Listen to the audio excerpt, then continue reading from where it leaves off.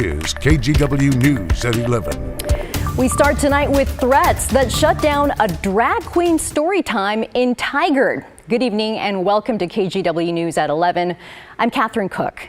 Another local drag event went on as planned and even sold out. Thomas Schultz joins us now with more on all the safety concerns at both events. Yeah, Catherine, organizers say that police have been monitoring online message boards all week, leading to Tigard Public Library to cancel drag queen story time. The library also closed today after Tigard police said community members' safety was in jeopardy. But in Milwaukee, drag queen bingo was held tonight despite similar threats.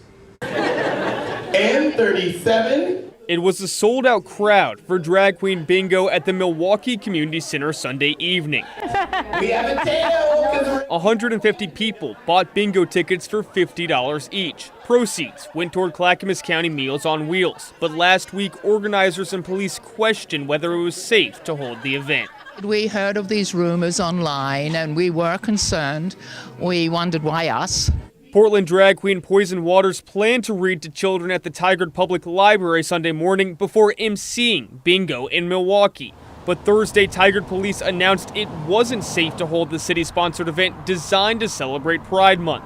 It's really disheartening, but, public safety is number one. In Southeast Portland, Atkinson Elementary School canceled a planned LGBTQ Pride event for similar reasons last month. But in Milwaukee, with Clackamas County law enforcement patrolling nearby and hired security at the front doors, I'm winning this. bingo went on. At the end of the day, we're people. We should love each other, respect each other, and my life shouldn't affect your life, and your life shouldn't affect mine. Chalk messages of support for the drag queens lined the sidewalk outside the community center. While concern was paramount early in the week, it faded. Okay, you got it. Once numbers I-18 in the I row started to be called. This was the Milwaukee Community Center's first drag queen bingo event. Organizers say they sold out of tickets days in advance. Catherine? Thomas, thank you. Now take a look at this. A Twitter user posted new video of yesterday's scary incident at the Grand Floral Parade. Police say the driver of this truck went around the barricades and onto the parade route on Northeast Weidler Street. You can see the truck moving erratically back and forth across the street as people try frantically to get out of the way. That's followed up by a police motorcycle trying to stop the truck. Thankfully, no one was hurt. Eventually, police caught up to the truck and arrested the driver, 42-year-old Sydney Meacham. Meacham has an extensive criminal record and is a registered sex offender in Multnomah County. He now faces several new charges. Meacham is due in court tomorrow. Portland police are asking for your help after a string of thefts at the Southwest Community Center. That's on Southwest 45th and Vermont. Since January, officers have taken 8 reports of locker break-ins. Stolen items include credit cards and car keys. Mara LeGrand is among the victims. She says someone stole her keys and wallet, then left the community center in her car. Sadly, her dogs were also in the car and were taken as well. I wish Southwest Community Center would post something that says, do not leave anything valuable. LeGrand says the thief immediately used her credit cards before she could even cancel them. Southwest Community Center staff tell us they do provide locks for anyone who asks for them. And in Washington State Police need your help finding a 78-year-old man with dementia reported missing out of Cowlitz County. Roy Ashoff left his home in Kalama around 2 o'clock Saturday afternoon. He was driving his Toyota Corolla, the license plate number on your screen. Police say he used his debit card about an hour later at a gas station in Woodland. They also pinged his cell phone near Oak Ridge in Lane County. If you see Ashoff, you're asked to call 911.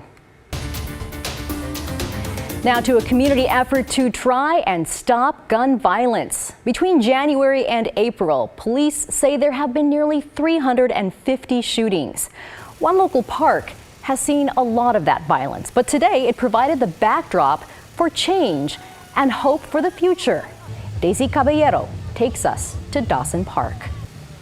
This is the 75th Bullet Free Weekend event, and it's happening here at Dawson Park in the heart of the Elliott neighborhood. And it's happening here for a reason, as it's part of a North Portland area that's been impacted by gun violence. I love to see mostly just the funds going up and the guns coming down. The Portland Police Bureau is reporting nearly 500 shooting incidents took place last year.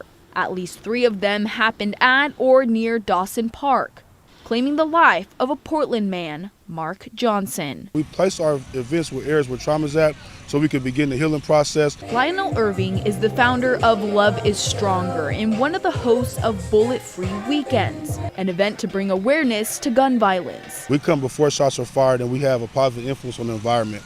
My guys have been at Dawson Park for the last year and some change for 4 to 8 hours a day, every day. That includes Talmadge Ellis with Love is Stronger, who says he's de-escalated 51 situations where shots could have been fired if he weren't there around Portland, including Dawson Park. I've sat down with a lot of different gang members, rivals that doesn't get along with each other, and I've mended it and got them to come together and come as one.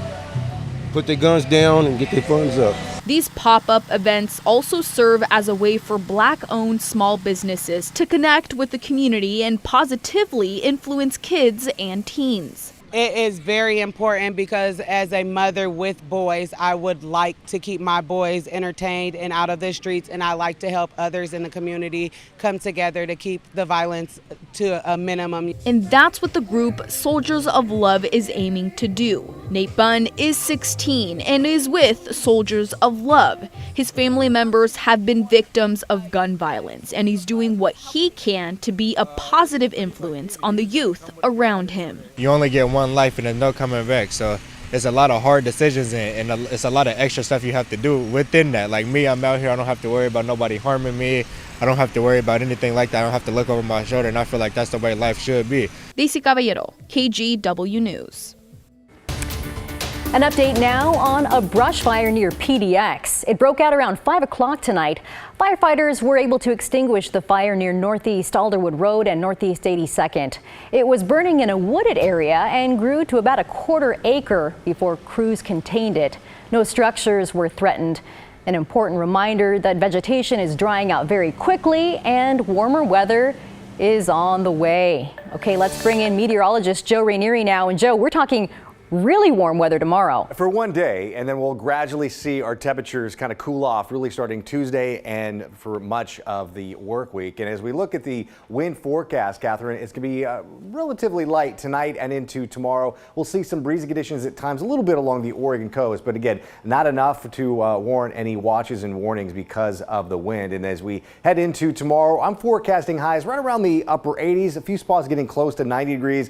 Earlier in the evening, I did say a high of 90. Now I'm kind of dialing things down just a little bit. Regardless, it is going to be a hot one as you head back to work tomorrow. And as we look into Tuesday, we're going to start to see our temperatures really cool off to more going from hot to very comfortable. Cool and wet weather pattern potentially could be arriving by the end of this week and into next weekend. There's also a little bit, a slight chance to see some light sprinkles and drizzle Tuesday morning and into Wednesday morning. But again, rainfall amounts are going to be pretty light over the next couple of days. Temperature wise, we're looking at very pleasant weather out there, a little after 11 tonight, mid to the upper 60s up and down the I-5 corridor. And as we look at Futurecast, there's not going to be much in terms of cloud cover tomorrow thanks to that ridge of high pressure, but we are continuing to see some thunderstorms roll throughout the central and eastern side of the state. I'll talk more about that in just a few minutes. Thanks, Joe.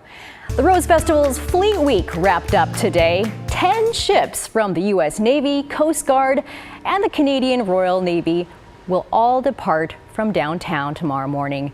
With all the bridge lifts, you should expect delays starting at 7 a.m. on the Broadway, Steele, and Burnside bridges. The ships are expected to be gone by noon.